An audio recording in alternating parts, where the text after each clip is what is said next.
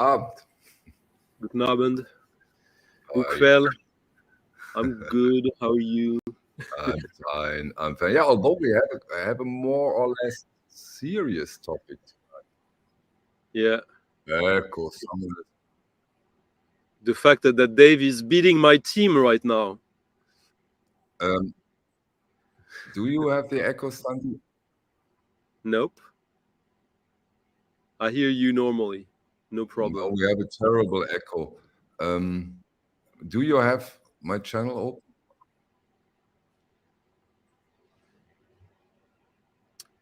On my end, it sounds normal.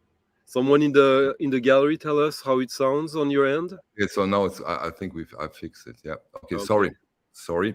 Yeah. No We have a more or less serious topic today. The scams over at Discogs, which also, for example, Günther from Minty Vinyl, he also talked with me about this topic, and he says it's getting worse and worse and worse. Are you under the same impression, Stunty? Yeah, so I'm quite active with a few Discogs communities, and in the past 6 months, I would say I've seen a large increase in that. And let me see, let me read you something if I find it. Like the latest, some of the latest chit chat about all that in the marketplace forums. There is a fairly new topic called scam sellers.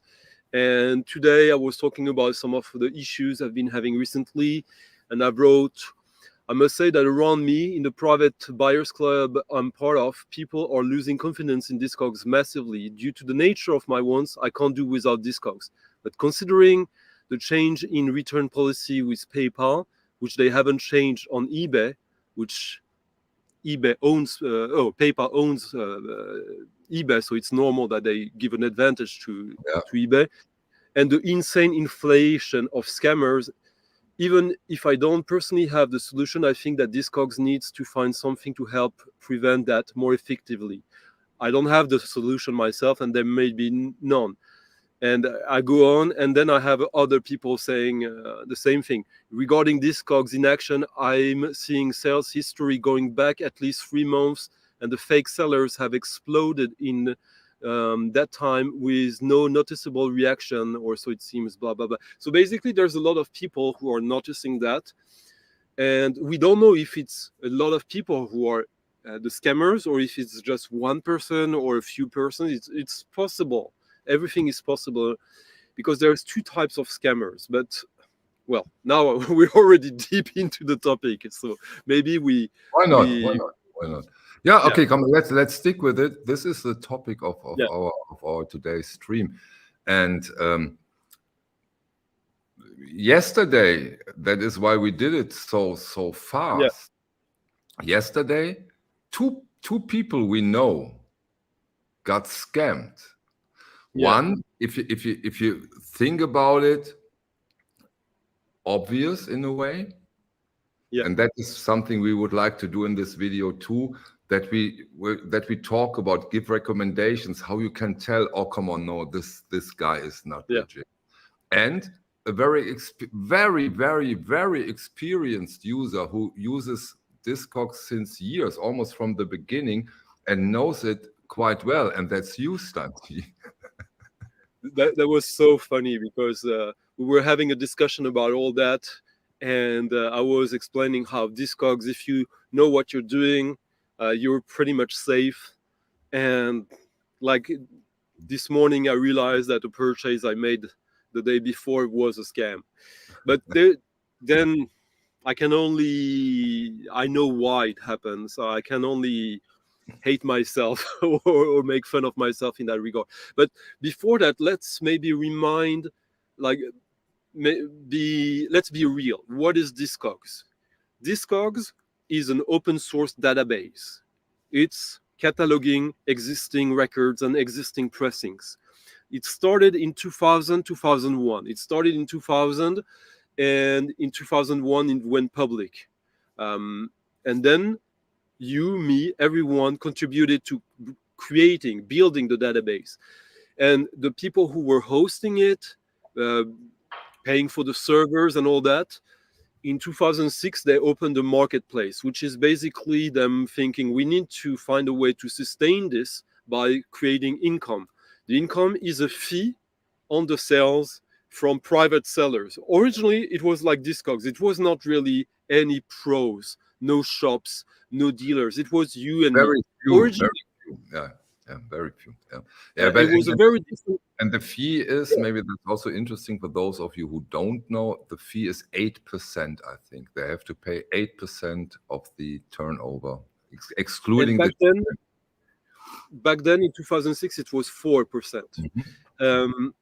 So now there's a lot of people who complain about a few things about Discogs. And I want to put the records straight about that. Of course, I'm not paid by Discogs. I win nothing about that. I've had issues with Discogs. But the reality is that Discogs is a small company that has become very big, much bigger than it should, in a way. And let me do one sentence in between. And I think Discogs plays a big, important and good role in the vinyl resurgence. Of course, absolutely. Discogs was so and is so important, at least when it comes to the database part of the system. For us buyers and occasional sellers, Discogs was also, if you were collecting records in the early 90s, mid 90s, if you were going to the shops in London, the prices were crazy because no one had any reference point. So they could say this record is rare, it's worth $400. And now, when you have the marketplace and statistics and you see the actual demand and the actual offer, that's rationalized so much. Exactly. So Discogs in so many ways, Discogs was a blessing. Before that, we had eBay, which already helped a lot with that, and a website called PopPsych, which is a website that catalogs eBay sales for vinyl records. PopPsych is older than Discogs. I didn't know that. I don't know exactly when it started, but at one point PopPsych arrived, and PopPsych is not reliable, but it was the only statistics that we had. Like, it didn't take into account every sale, but it did some. How did it choose which ones it chose? Who knows? No one really gave me any reliable answer to that over the years.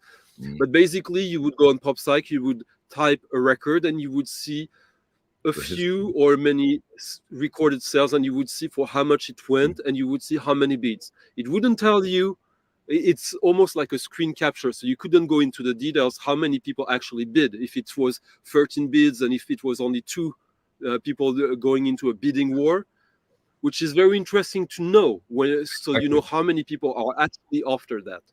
Discogs is fully transparent with that. That being said, you still have to understand how to redo stats. But so what is happening now is that, like, some of the big changes is that Discogs has much more professional sellers, shops, and also because of the vinyl resurgence, a lot of people not caring too much or understanding like vinyl records, condition, etc., who are loading other records. And there's also people who are profiting from all that. So the first issue is obviously that compared to a few years ago, statistically, there are more people that don't necessarily understand or care about the tools, the grading tools that we have. So that can create an issue. But that is something that you have to deal on a person-to-person level with the seller. And the way you assess if it's someone who's reliable, it's up to you. And there's several techniques, several tells about that. But that's a whole different story. Exactly. The scamming part, the scamming part, which is what we're about now, is people putting for sale records they don't have and they don't intend to sell you. And they just want to grab the money as fast as they can and see if they can be faster than PayPal in a way, right? Yeah. With the customer protection. And in that regard, there are two types. There are two categories. There are the ones who create new account, fake accounts, you could say, but basically a new account. You can see with each account of seller or user, you can see the date the account was created. So that's already the first tell, like if it's someone who already has history with Discogs. First thing, how do you learn of a record that might be a scam or not? Well, it's on your want list and you find it in the marketplace. And you see a price that, oh, I want this. So you put it in your basket and you buy it. Of course you don't do that. First, you look at the feedback of the seller. If he has zero feedback, that means you have to do a deep dive into the account, which is fairly easy. Is it a new account? No. Okay, so he's not new on Discogs, but he's new at selling. Maybe I should start to communicate with that person. Maybe I should ask for pictures of the record. If it's a new seller, and if he takes offense for you to ask him for pictures, not go away. Not a good sign. In many regards, it doesn't mean that he's 100% a scam. No, but also the probably the grading is problematic or other things. I totally agree. Yeah. What is the first but goal? On the other hand, Stunty, one point. If you say this is a €9 record or €8 or €7 record, and you say, come on, make some pictures, send them to me, this also can be problematic for the seller, you know. Absolutely, but if it's a new seller, he has two objectives. Yeah. Well, why is he selling records? To make business. But his second objective is to build a reputation. And on Discogs, you have feedback. And you get positive feedback and negative feedback. Mm-hmm. A good seller should have nothing less than 99.8% positive feedback if he has at least 150 sales, in my opinion. Yeah. There can be exceptions, and we'll talk about how you read into that. But so if he's a new seller, if he has zero feedback, that should play to your advantage if he's an honest one, because then he has to accommodate you. And if he's not willing to do that, that's a tell that either he's a scammer or that he's not someone who's willing to be serious about selling records. The feedbacks on Discogs are very important, much more so, in my opinion, than on eBay. Because on eBay, the feedback can disappear after a while. It's not that difficult to have them erased by eBay. And also, well, on eBay, they sell all kinds of stuff. You can't, like, someone might be selling records and other stuff and might be good at grading books, but shit at grading records. So it doesn't mean as much as with Discogs, where it's all about records. So if me as a buyer, I see that the feedback is not stellar, questions. No. Investigation. Okay. Stunty, when does the not stellar start? 98%, 95%? 99.7. Oh, come on. No? Come on. But it's easy. Imagine you have a seller who has 2,000 sales. Mm-hmm. If he has 99.7, how many negative feedbacks is that in your quick math? Six. So I think 6. That means, so which means that you only have to go and check 6 feedbacks and look at them and what they mean. If they are more than 5 years old and he has a lot of feedbacks since, that means this seller has learned. So you shouldn't need to worry too much about that. You should still communicate a little bit. Just send one nice message about, like, please double check, etc. If there is something more recent, maybe there's an explanation. Maybe the seller actually explains it in the feedback. Maybe you can ask him. And maybe the explanation the seller puts in the feedback is actually putting yourself off, because he is basically sometimes dismissing the critique, saying this buyer knows nothing, blah, blah, blah. Then you should be a little bit, okay, he might not be a scammer, but he is definitely a difficult buyer, not an understanding one. Mm-hmm. And I'll give you a few examples about that. I can give it right away. The other day I got a record a modern classical record that was supposed to be near mint VG plus. The cover was VG plus, and the record, the record itself was near mint, but the label had scratches on it, which means that it's actually VG, technically VG plus. So I complained to the I don't complain. I sent the seller an email saying the condition is not what you said. It is this.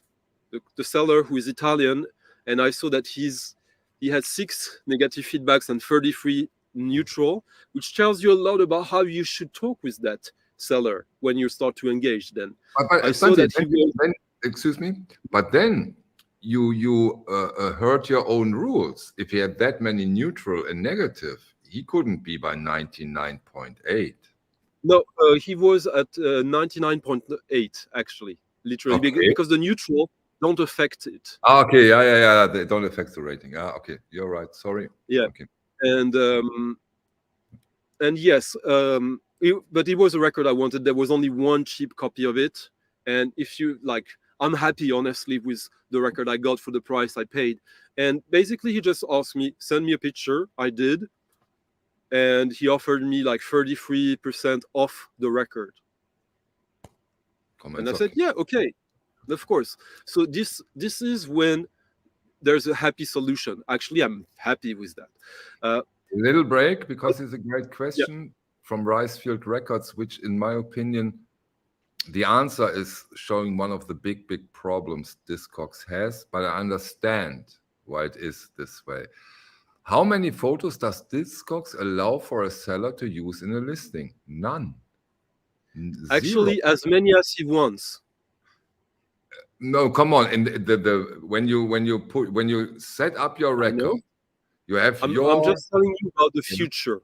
Like you already hinted at the reason why the interface is like that, because Discogs, if you think about it, it's dozens of millions of pages. Exactly. So of course they like, but it doesn't prevent the seller to actually go to another hosting site and upload the images of his records and put links of them. That should be the norm, in my opinion, when there is something problematic or something. But then you have another problem, Stunty. Think about it. When you allow this, the link, we have this 8% fee. The link can also go to a shop. No, yeah, it could, but like the link would be just. Avoid that on Discogs' perspective, you know, this is problematic.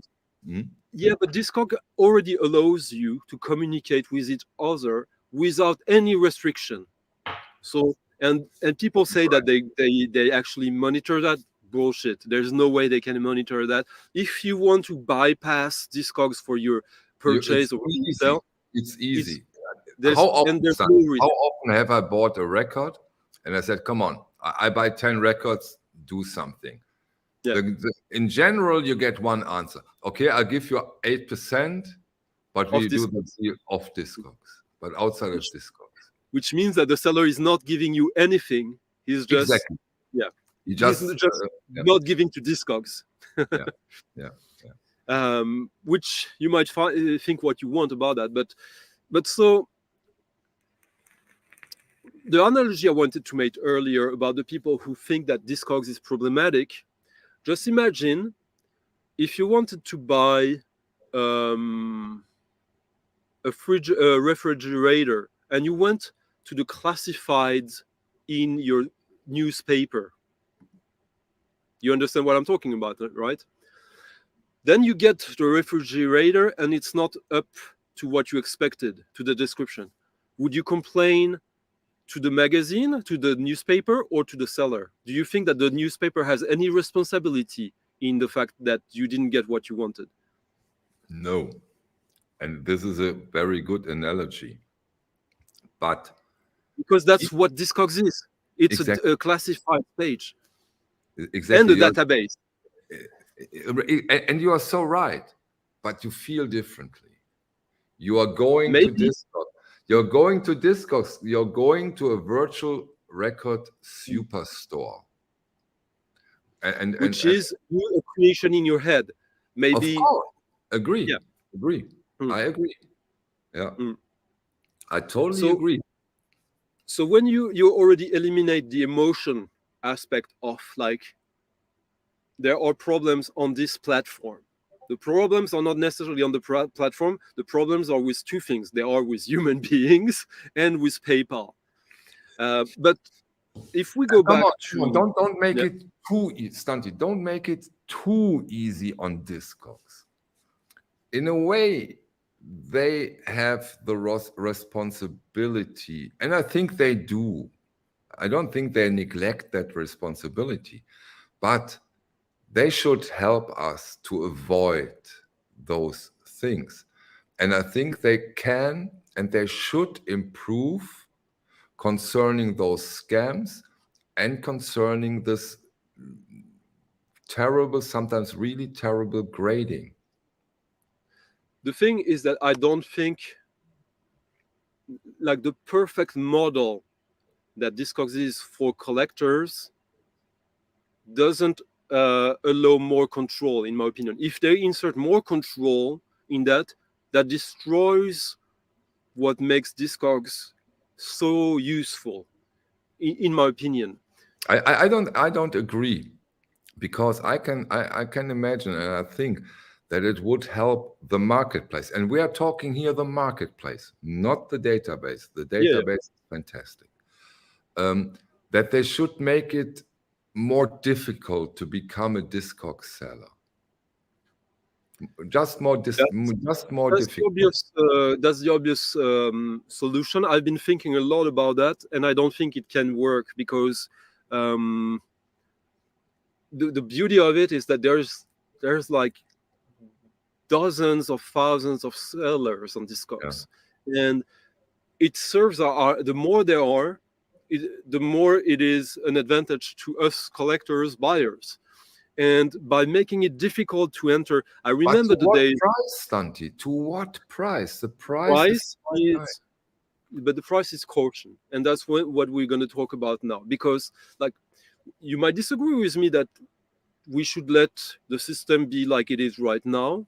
I just don't see any solution that would not create more problems, or problems that I would hate more than the solutions. That's my take on it. Because I want, for someone who lives in Chile and who finds records in his grandpa's attic, to be able to think, oh, there's people who want records. Where is the place where everyone go look for this? So I don't need to go and monitor 8 different websites. It's Discogs. And if it becomes difficult, like it was with Gem, with Music Stack, to start to become a seller, then you create a very small pool of seller. And but with all its disadvantages, of course. I agree. I agree. One thing, I've already flagged a lot of questions and comments. We go into them. I have a lot of comments that are already flagged. We go into this in a minute or two. So when it comes to, like, there are many possible problems and issues, but and we can go through more of them. But the worst of them is you buy something and the seller is a scammer. So we started to establish that there are the scammers that create new accounts. And how can you find it out? The feedbacks, non-existent. Like in yesterday's case, Stunty. No, but I'll get into that. Okay. Yeah, okay. Like you get first, the thing is, like, when you buy something, naturally you look what else the seller has, because maybe you want something else and maybe he has something else that you want, or you just do that for security. You have 2 reasons to check the other items for sale of the seller. 1, egoistic, you want more good stuff. 2nd, security. Both will give you the same answer. If you see a lot of records for like lots of money but good prices, if you know the market value of these records, red flag. 2nd, free shipping, red flag. Abnormally low shipping, red flag. Multiple copies of same rare record, red flag. Sealed near mint old records, not even a red flag, like a atomic shelter red flag. Okay. And also usually one of the usual biggest tell is that the price will be between 1/10 or 1/8 of the regular price this record goes for, because usually it's desirable records that scammers will do that. Often it will be, these days it's often a very small quantity, between 20 and 40, 50, because they do it very fast so that they can erase everything very fast as well. And so there's a lot of tells for these kind of records. Then there's one that is more tricky, and that is quite newer. It's scammers who hijack existing accounts, which either are dormant accounts, someone who had an active account and that he used, and now he's doing something else in his life and he's not using Discogs, or someone who actually has an account right now. Why do they do that? They do that so that they can benefit from the positive feedback, the reputation of that account. They can say, I have 40 positive feedbacks and 100% positive feedback, which gives you credibility, confidence. But when they do that, the other tells that we just listed before can still apply. Mm-hmm. So a friend of ours yesterday got scammed by the first category, which, why do you get scammed by this? Because you're too enthusiastic and you go too fast. The good way, when you have just a tiny doubt, but you also want it to be true. You hope that even if it looks bad, come on, I try it. It's a gamble. Yeah. Let's gamble. So what you do, you buy it, but you don't pay it. You buy it, so okay, you have secured it, and then you ask questions. And within the next 12 hours, you will get an answer by the guy, or you will be getting an answer by the rapidly changing feedbacks of that account, or the rapidly disappearing catalog, selling stock of that seller. Because as soon as he makes... That was a very, very, very good recommendation. Yeah. Buy it, don't pay it, look for a couple of hours, 1 or 2 days, and see what happens. Contact the buyer if you don't get an answer.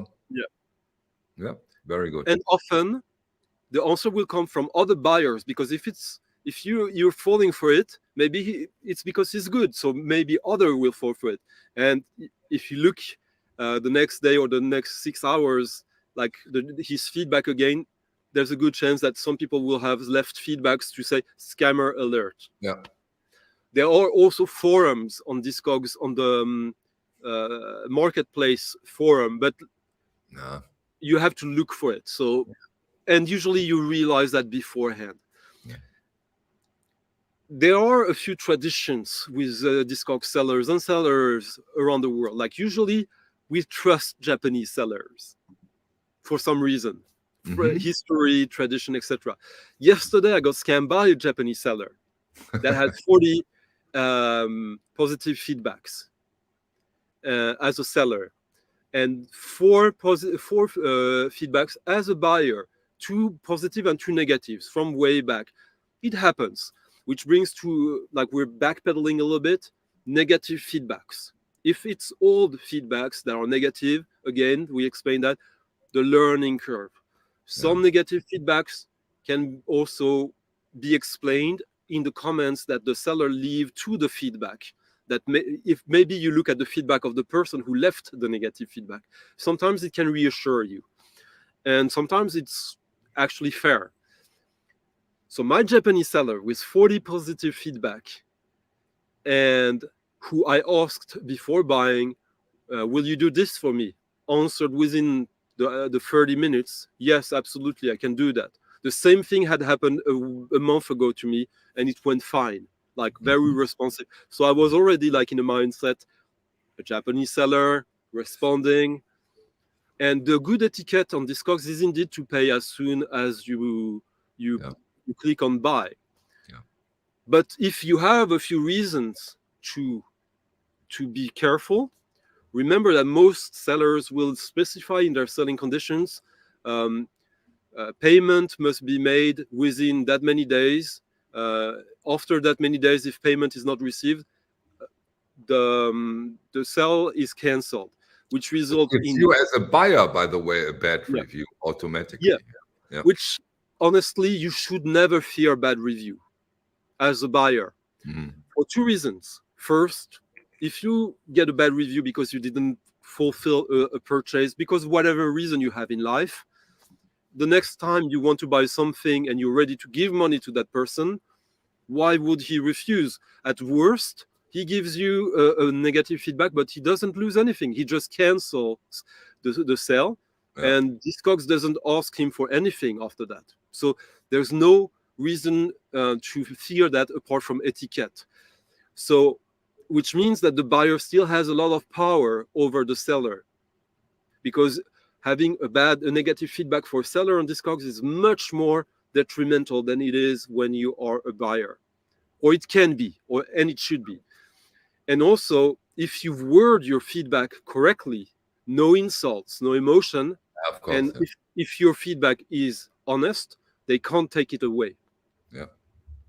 Sometimes, like the sneaky bastards, they will play you, they will make you angry so that you write, "This fucker stole my money," and then it's slander, and then they can say that, and then Discogs has a policy to erase these feedbacks. But so important thing, we learned yesterday that not everyone knows that you don't need to pay immediately. Usually the etiquette is that the seller waits between 3 and 5 days before canceling the sale. And if you have an issue, you can still communicate and explain why you're going to be late. And most people sorry, let's get into this commentary directly, because it really suits the topic very well. If you get scammed, Discogs doesn't even have a way to report the scam. Is this true, Stunty? It's changing, but it can be true. And reporting the scam, what does that mean? Let's talk about possible changes. Let's talk today. There is no way, right? So today I got an email from Discogs telling me that a sale, a purchase I made was maybe from potentially from a scam seller, and that if I've already paid, I should contact my paying organism, which I had already done before. I had done that 12 hours before that. But so Discogs told me that. Okay. And of course, as I paid with PayPal, of course, it's a shame because the money will be blocked for a little while, but we know how it was going to go. Like, you make the claim, the seller scammer will not respond to it. Discogs will rule in your favor within 3 weeks now. It used to be 30 days, now it's 3 weeks, I believe. And you will get your money back. So you just have this money blocked for a little time, which is annoying. Lots of people don't have available money. They use what they have, but at least you are protected by this way, which means that sometimes it has happened to me that I see a sale that is too good to be true, but I have the hope, and I click on buy. I know that worst case scenario, I will get my money back, but before even paying, I'm waiting, as we already explained. And so you have a lot of time to assess and tools to assess if you are potentially being scammed. So basically, what my error in what happened to me was that there was one good tell. Out of all the lists I gave you, the shipping costs were way too low. Okay. But in my case, in my defense, which is also an accusation of myself, is that it was a record I wanted to buy for my birthday, which is on Friday. And it was a Japanese seller. Usually I get them within 2 or 3 days. And I thought, okay, I think he made a mistake with the pricing. I pay now, and he will tell me how much more money I owe him to complete. That was my thinking. This happens quite often. I agree. Yeah. And that happens. That can happen. So often you have a seller that hasn't updating his shipping conditions because they changed also often. So if it was a normal situation and I was cool-headed, I would have questioned myself with the shipping cost before. I wouldn't have left. Really? Would you really? Come on. I would. I have hundreds and hundreds of purchases on Discogs. if there is something like that, I have my tales. They have served me so well. One time I got scammed that way at the beginning of this kind of scams, and I was protected. So, but I paid. This time I knew about it, and I still fell for it because there were, it was a hijacked account. So it is. It was a hijacked, okay, yeah. Which is at least at the beginning the most difficult. Most difficult to see all because they use the reputation of an account that has history. Yeah. But these, when they do, they come and go. It's like a ghost. Like I know people who have had that happen to their account. I don't know them personally, but I've talked with people, and they didn't even know that happened until they started to get Discogs asking them for money. But what happens though is, yesterday in our friend's account, I went to see the feedback of the seller, and he had one positive feedback, and I contacted personally the person who left the positive feedback, because I suspected maybe that can connect that positive feedback to the scammer, like him using someone to improve the reputation, or something, I don't know. And that person is someone who got scammed and who has this weird policy of leaving a positive feedback as a buyer before even receiving the record. So you get surprised every day. Like I think that a seller should send you positive feedback when you pay. Of course. I think that morally a lot of them do. Some do, but not most. And I understand why, because they are afraid of being like hustled by buyers.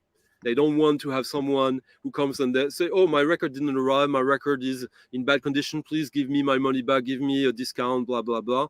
They want to have some margin of negotiation. And as soon as you put a positive feedback, you can take it away. But if you take away a feedback, you can't put a new one instead. So you have only one chance to do feedback. You can neutralize it, but you can't change it. Okay. Let's get for a couple of minutes into some of the comments, and this, what we talk about, the scamming thing, is of course a bit vice versa. It's not only sellers who scam, and Angelo Kelly gives us an example. There are also buyers that scams. Some buy a near mint record and make an upgrade and claim they got a VG and then send one of their own back to the seller.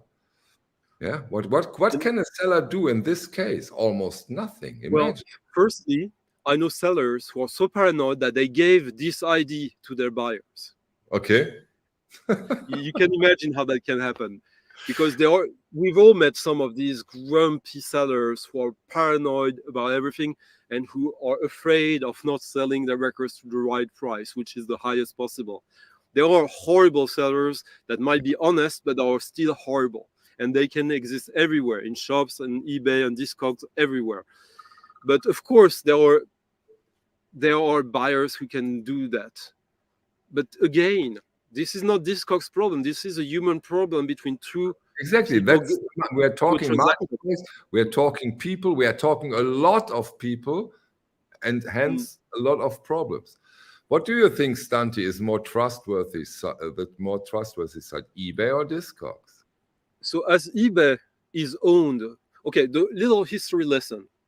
When eBay started in 1998, it was revolution. It was so cool. There was nothing like what the general idea of eBay was by the founder. Yeah, eBay was the car boot sale of the world. No, wait a second. The general idea came by his wife. His wife collected Barbie. Yeah. Barbies. And she said, I will create something in this internet for you where you can get in contact with other Barbie collectors. I have close to 800 feedbacks on eBay. Oh, I was afraid, so I have around 800 Barbies. Okay. And I've been using eBay since day one, and people maybe don't remember because they weren't maybe aware of that and using that. But back then there was no PayPal. There was no alternative to PayPal. There was very few sellers who accepted credit card numbers. So what did you do back then? You actually sent cash in an envelope. So imagine the level of trust that was needed back then. So of course, back then, feedback was extremely important. The whole concept of feedback in this kind of peer-to-peer commerce probably started to that level with eBay. So what happened? Of course, there was a vacuum. There was a need for a better, more safer way. Also, that meant that all the time I was going, to the place where you do exchange, like buying dollars, etc. And that was, remember, that was even before the euro here in Europe. Okay. 1988. Young Stunty. Yeah. So, of course, someone thinks, okay, we need to find a way to help people to pay. PayPal. What happens? It's very successful because it's kind of perfect. And also the fee PayPal took back then was much lower as well. And then what happens? eBay buys PayPal. And then PayPal becomes bigger than eBay. And eBay becomes a small company within PayPal. Because now eBay has so much competition. eBay used to be auctions only, or 98% auctions. Very few buy it now. And there was an etiquette around it that when you offer something for sale, you have to take a little bit of a risk. You know what kind of money you hope to get. You hope to get more, and sometimes you get less. And people who would start all their sale with high prices already, no one really liked that, because back then there was no statistics about the sales. So there was no way to say this record is worth this. It was the real beginning of offer and demand, rationalization of the offer and demand. So many people want it, it can go up to $100 when you start at 0.99. And that was the common thing. So now PayPal is so big, they own eBay. So of course they're going to help eBay. So PayPal offers you protections that... For those of you who lost track, we're still talking which site is more reliable, eBay or Discogs. So eBay offers you more security when you're not happy with the product you get. It's not when you don't get it, it's when you get it, when you return it. It's true that since November, Discogs, PayPal is not offering free returns for purchases through Discogs. They still do with eBay under certain conditions, which is an advantage. Does that change anything about the nature of human beings trying or wanting to scam others? No. No, but there was a very important point. Elvis brought that up. On eBay, you have the actual photo of the record you are buying. On Discogs, you have a general photo. Actually, that's not true. On eBay, you have the photo if the seller wants to put it. He can also of course. Okay, but the seller can do it. And if he has and as eBay is becoming increasingly professional sellers who are selling new products, they will use and often pre-orders. They will sell you pre-orders, so they don't have the records themselves. So they will use, for example, the Bob Marley Exodus pre-order, $700. All the people who were selling this on eBay, they didn't have a picture of the record they were selling. John Bandy had not good luck on eBay. See, it's, I try to bring in a different perspective now. I have very, very, very different experience as a seller on Discogs. And it's now over 7 years. And I can summarize them somehow. Whenever I buy a record that has 1, 2, maybe 3 different releases, I'm very fine with Discogs. Really, really bad experience when it comes to records. Let's make an extreme example. Dark Side of the Moon, 1,516 different pressings. Terrible experience. Terrible experience. Because the urge, come on, this is the more expensive pressing. Yeah, of course. Yeah. And it's near mint. Come on, this little dot doesn't count. Terrible experience. With ECM records, and I bought quite some original pressings in the last weeks. Very, very, very good experience. When I buy electronic avant-garde records, very, very good experience. Somehow, it looks like it also depends on the genre, the amount of pressing. There's a strong element of that. And before we get too lost, I just wanted to repeat to Keith, the answer to that is that Discogs can't take that step because Discogs doesn't own PayPal. PayPal is owned by PayPal, and they own eBay, so they offer an advantage to eBay because, of course, Discogs is a competitor. So why would they Discogs probably wish that it still happened, but it's PayPal's decision. The only thing that Discogs could do is decide to not use PayPal as their regular checking out paying system. But what are the alternatives right now? If they want to do business, they have to use PayPal. So basically, PayPal is blackmailing them in a way, you could say. Not really, but like they have no power over PayPal. To answer your question, Michael, about which genres are more problematic, that's a whole different questions. But like, of course, we can connect that with where are you the most likely to get? Stunty, in a way, excuse me, just for the interruption, 1 second. And misgrading is a scam too, in a way. And that's what I'm saying. Like, which genre is the most likely to get you scammed? Like any genre that is worth a lot of money, you have the same risk. But scammed on the level of getting a badly graded product, it's obviously there's two people who will scam you: the people who don't know nothing and the people who intentionally scam you. The people who don't know nothing, what will they have to offer? Usually the most common popular artists. Like, I have these now I have it. Now I have to do it. To do it. This is a perfect time to tell my my Deutsche Grammophon story. You know, there will be this upcoming all analog series with 4 titles, and I ordered all 4 titles over at Deutsche Grammophon, and I want to do a video where I compare it against the originals. So I ordered all 4 originals over at Discogs, 3 of them in perfect, like new, fantastic condition. And then I got my delivery from Italy.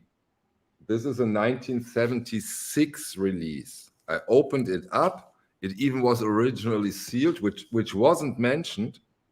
And then I found this sensation, a download code from 1976, which is, of course, not possible. And so I contacted the seller and said, you just delivered a world sensation to me. In your original pressing from 1976 I ordered was a download code, and this is, of course, amazing. He didn't get the humor and said, what do you want? I don't make mistakes. He said, I don't make mistakes. He said, yeah, it's easy.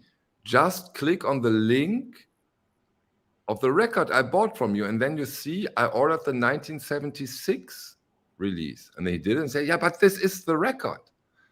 And over this not so amusing conversation, I learned that the record store owner and Discog seller is not totally aware that there are different pressings of records. And he refuses to give me my money back. You learn something new every day. And he is not aware of the fact of different pressings, Stunty. Yeah. Imagine that. As we said, you're probably not going to go visit that store. No, we won't. But come on. I'll tell you one thing, though. I remember the first time I went to the US on a digging trip in 2003, 20 years ago. Back then already, every single shop I went to in Florida, and we went to many, everyone was already saying, it's all online now. All the good stuff we're selling online. And back then, you didn't have the marketplace on Discogs yet. So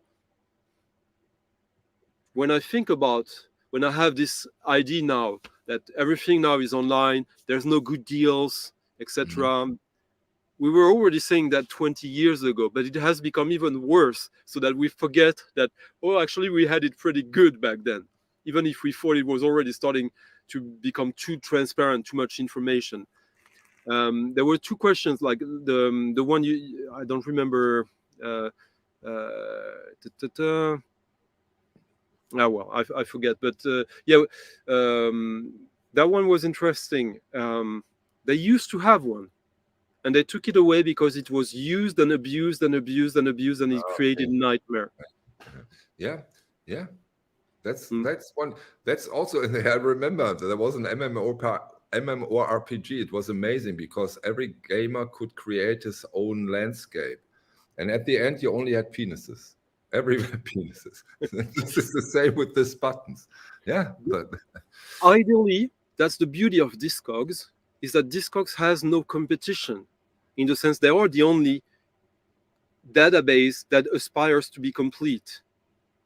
So, which is great for us in the sense that if everyone thinks normally, then we only need to go to one place to find the people who are selling their own copies. Which means, of course, that the only thing that Discogs can fuck up is increasing their fee too much, which so far it's a lot, but it's pretty acceptable considering the amount of exposure you get for getting your records for sale on Discogs, or also that they underestimate the serving capacity of or the traffic on their servers, and they crash their site and they lose everything, which then will create something, in my opinion. What do you think, Michael? You know about technology, about this these vacuum cleaners of the internet, where you just suck in all the data. Don't you think, considering that Discogs is an independent company, that there are people who are constantly already sucking up all the information that is created on Discogs? I think that there is worse going on, but this is this is now only personal, private, maybe a bit strange speculation, but I think that a big player is looking at Discogs and looks how they can harm them, because I've heard from so many places that it's really terrible with this amount of new sellers and scams, and they are really under attack, in my opinion. But maybe I'm a bit paranoid, but that's how it looks for me. Doug Forster won't sell on Discogs internationally. I will assume then that you are not a big seller. I know some big sellers don't ship internationally at times, but right now that's a problem that is also not the responsibility of Discogs, is that shipping prices internationally are insane, even inside the same country, in some countries in Europe. But then I guess that but that's a completely other discussion. Like I'm not the only one. Like, when you really need records internationally, you find solutions. You find someone who will get the records for you, and then. But it's true that, like, if I buy someone, that's come on, to get a German record, in the case of ECM it makes sense. But the real beauty is to get in British pressing, to get an American pressing, to get in South American pressing. That's the beauty of Discogs. This really, in this case, Discogs is a fantastic example of a global village. This is amazing. Yeah, I love it. Discogs, and before that, eBay, when it was still mostly used by private sellers, had a perfect economic model in the sense that it was in the interest of in common global interest of the service to be monopolistic, because the more competition they had, the more diluted is yeah, but that's an easy thing to answer in a way. We are talking platforms here. Amazon is a platform, eBay is a platform, Discogs is a platform, and whenever you have a platform, you have the tendency for monopoly. Monopoly. Yeah. That's an interesting point that the Liam is making, but which actually plays in favor, in my opinion, of Discogs. Discogs is much more friendly to communication between people. Exactly. Of course. eBay creates problems for that. Like, for example, if you put like personal information in a message to a seller, he doesn't get the message. Yeah. So yeah, eBay wants to avoid the direct contact between the seller. They're protecting their fee, their selling fee. Exactly. What they protect is their fee, and that Discogs, I mean, they are not stupid. They are probably totally aware of this situation, but this is something very positive when you think about it. That Discogs still says, come on, we need this interaction. We want this interaction between sellers and buyers. Yeah. Because it's a community at the beginning. If you count on us to build your site, you can't prevent us from communicating with each other.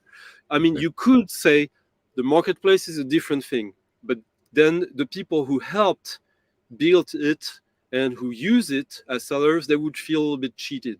And rightfully so. Yeah. Right. And there's already been, like, now we're at Discogs, the 4th version of it. And there's many people who quit Discogs, or at least quit contributing to Discogs, because they're not getting the recognition they used to get before, which in my opinion is silly.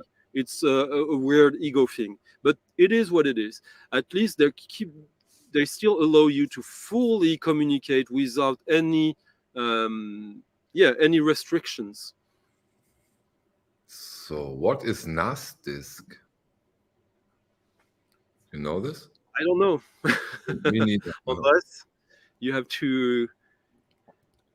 I have bought over 5,000 records, used and non, on Discogs or eBay. If you're patient, you can get almost everything without them, and usually much cheaper. Yeah, that's true.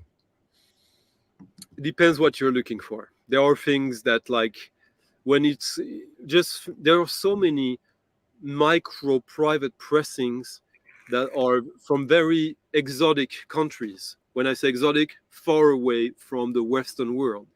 How are you going to get, if you have... But trust me, Stunty, sorry to interrupt, trust me, Manfred Stock is not looking for those editions.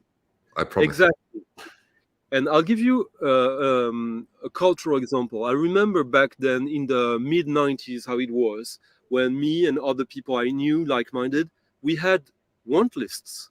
How did we create our want list? We, like, the records that we knew had been released, but that we missed.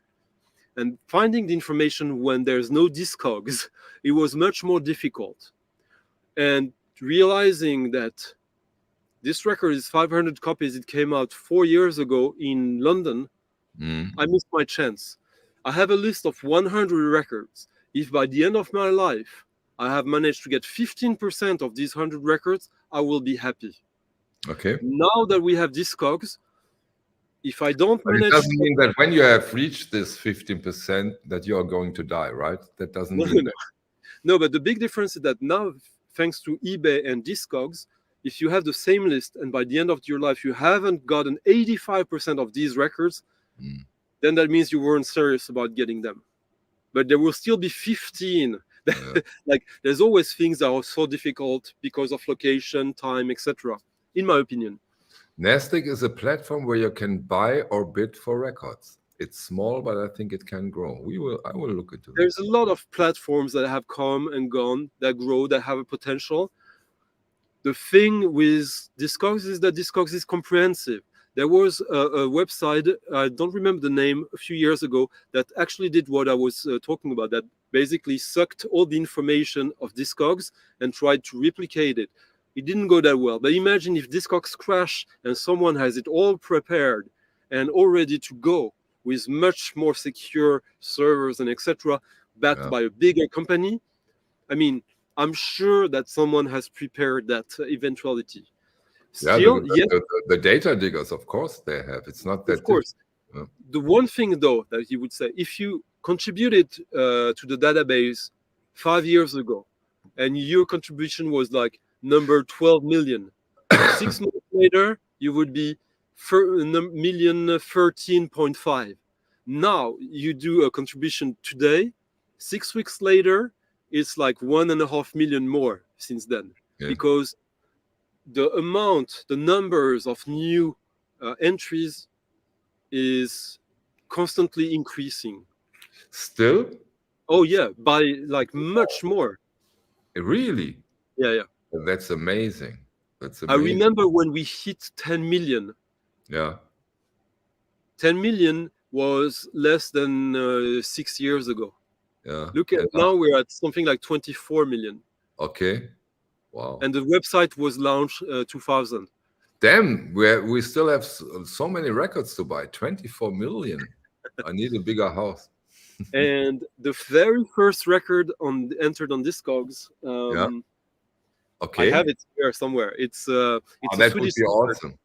It's a Swedish house record by Jesper Dahlbeck on Svek.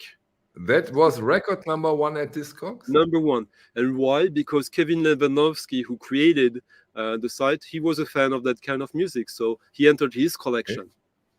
Wow, cool. Didn't know that. That's a great fact. So a Swedish record, house record. By around like 2003, 2004, the vast majority of Discogs was techno, house. Yeah.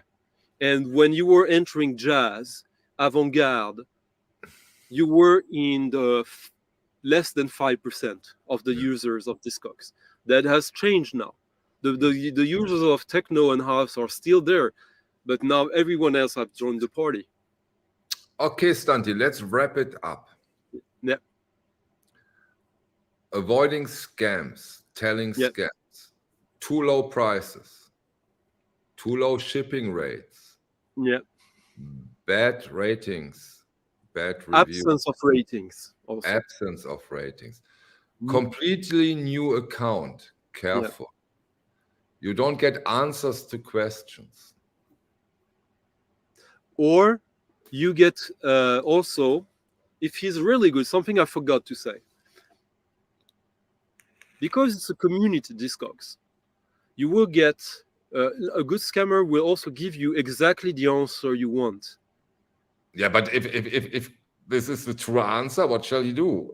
No, but sometimes I'll give you an example. Give me an example, exactly. Like, you think it's a little bit too good to be true. So you start to imagine how, like a good reason why it would be true. And it's a bit complicated.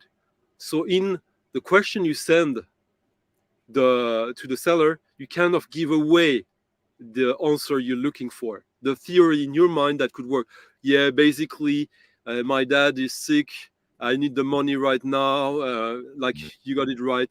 So basically, you create a scenario and the seller will confirm you exactly. That is so common.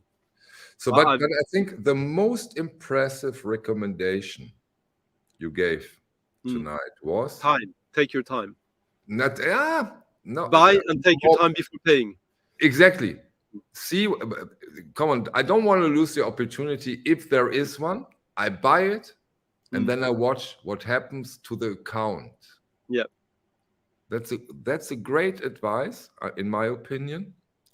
You know, you never ever. I mean, you're the best example now. You got scammed yesterday, and you know what you're doing over at Discogs. I think that's safe to say. And that's 100% again. Because Michael, again, 100% because I broke that rule. I didn't take my time because I was under pressure of time because I wanted this fast. Not being patient when it comes to vinyl collecting is so bad in so many regards, not only at Discord, right? At Discogs, well, it's impressive. Yeah, and what Liam stated a little earlier, find your dealers, find your trustworthy dealers, rely on them, get in contact, build up a relationship, right? Like in reality, like in real life. To that point, I would count, like, if that's what works for you, if what you're looking for is feeling confident and secure, sure. If the one thing you're looking for the most is the actual records, wherever they are. Nobody is shitting on sellers here, Star Power. Nobody. We just discuss problems we occur that we face. Maybe we are shitting on scammers, and I think that's legit. Yeah. So what I want to say about that is that if I take my own example, a lot of the records I'm looking for are a little bit odd, one-off pressing. So the record will be wherever it is. I don't expect the seller to often being the one able to provide me with the records. I would say that out of my hundreds and hundreds of purchases on Discogs, I've been a returning customer less than 10 times. Not because I don't want to do that, just because that's not the reality of how these records exist. Yeah. But if you are into like classic rock and stuff like that, that is more manageable by dealers, then you might find sellers that will provide you over and over. But if you don't, and if you are looking still for records that you can't find on Discogs, then just beware of everything we've been talking about to prevent yourself from being scammed. Exactly. Because you still want, like, I wouldn't, that's me. I understand that everyone is not like that, that some people would value security over getting the record. For me, no. I would take the chance to get the record because I want the record. And I'm not saying I'm right. I'm just saying I'm like that. A lot of other people are like that. Discogs is not the issue. The issue is the people, dishonest sellers and clueless sellers. And I don't make mistakes. And sometimes buyers, maybe. Of course. It's people. Yeah. Stunty, thank you very much for sharing your experience, your knowledge. Once again, it was a pleasure. Now we covered a lot, but I might be doing another video on the same topic. Do it. Going deeper into Discogs, covering that, but other aspects of Discogs, like some of the annoying stuff that can happen, the interaction with, like, there are bullies also on Discogs. So I might be doing that, but we covered so much now, so I don't know. We'll see. Yeah, exactly. I think Discogs is an important part of collecting vinyl. And somehow Discogs plays a very little role in the vinyl community. I don't know why, because it's Let me tell you, there's one good aspect with the scammers, though. There's one great thing with scammers for us buyers. Okay. Let's see if someone can think of that. Like, I don't think. Now maybe now you're going to see how my brain functions. Okay. So a problem I usually have is a record I want that is super rare. Very pricey. Not many people want it, but someone has bought it one time for $300. You have 5 sellers who have the record for $300 or more, and for 3-4 years, no one is buying. And you talk with them, and they say, "No, I'm not lowering my price. I have time," or whatever. Now, because of these fucking scammers who manage to get one fake sell, that enters the statistics. So that will make the price go down. Yeah. But only for a period of time, not on the long run, right? No, because it's there forever. Like, it is part of the statistics. Yeah, if they sell one copy, it changes again. But if they don't, you're right. You're right. You're right. So all the scammers, they manage to do that by giving you too good to be true prices, which enters the statistics of sales price, which means that a record that the median price was 250 will suddenly maybe be 180, which will give you more bargaining potential with the sellers who still think that this record, who was already only worth actually 150, you can probably get closer to what you are willing to pay. I'm a bit cheeky when I say that, but that will actually happen in the numbers and Discogs. This will have an effect. True. So every bad thing also has a little good side. Yeah. Thank you all so much. See you soon. Next week, Stunty? Yeah, next week we're doing a recent release, an upcoming release of interest. The last one we did was a long time ago now, in January, but now we're gonna do it. There was so much to process, and on Friday I do my usual stream. This week it's the birthday stream.